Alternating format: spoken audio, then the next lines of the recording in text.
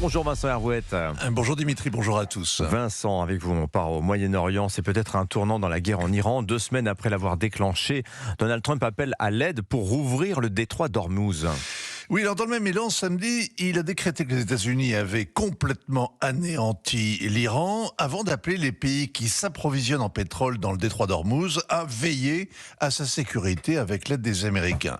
Alors, dans cette confusion, il faut distinguer le premier déni est celui d'un chef de guerre qui répète « on va gagner » car il doit rassurer et comme Donald Trump fait tout au superlatif, il triomphe alors que le pétrole flambe, près de 3% ce matin, et que les voisins paniquent, les Saoudiens et les Émiratis ont été frappés cette nuit encore par des drones et des missiles. Chacun réalise que le régime iranien est un kamikaze, que le suicide exalte et qu'il n'y aura pas de révolution sous les bombardements. Il n'empêche, le Donald prétend que la bête meurt. La semaine dernière déjà, il décrétait la guerre quasiment terminée.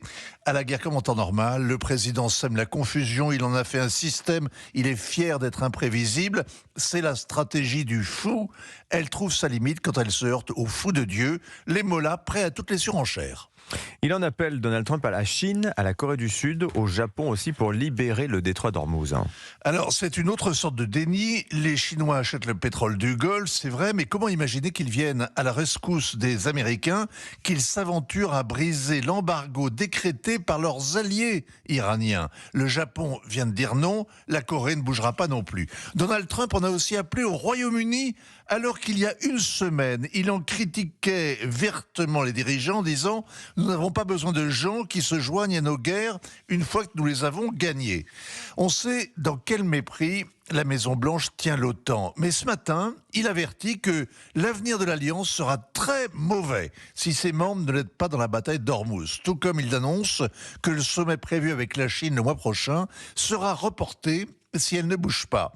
On est passé de l'appel à l'aide à la menace. Samedi, il sonnait le tocsin et dimanche, il brandit le gourdin. En réalité, il est trop tôt ou trop tard pour que l'Amérique partage les risques d'une guerre qu'elle a déclenchée sans en parler à quiconque.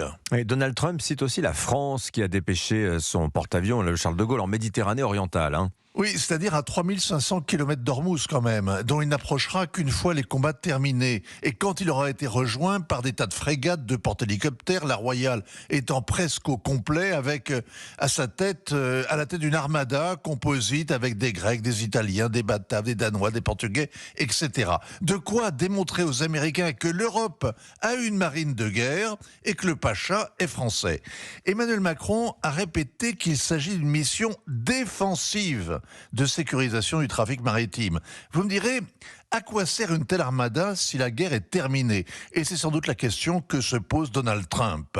La France aimerait jouer sur les deux tableaux, sécuriser le trafic pétrolier, mais sans tomber dans le piège, dans l'escalade que cherchent les mollahs. Exercer une pression militaire, mais maintenir le dialogue diplomatique avec eux. Se distinguer des Américains, mais ne pas les froisser. Bref, faire du en même temps. Le seul problème, c'est que la guerre simplifie toutes les équations. Il n'y a que deux côtés à une ligne de front, et c'est ce que nous dit ce matin Donald Trump. Merci beaucoup Vincent Hervouette, signature Europe 1, ainsi va le monde. Il est 7h44.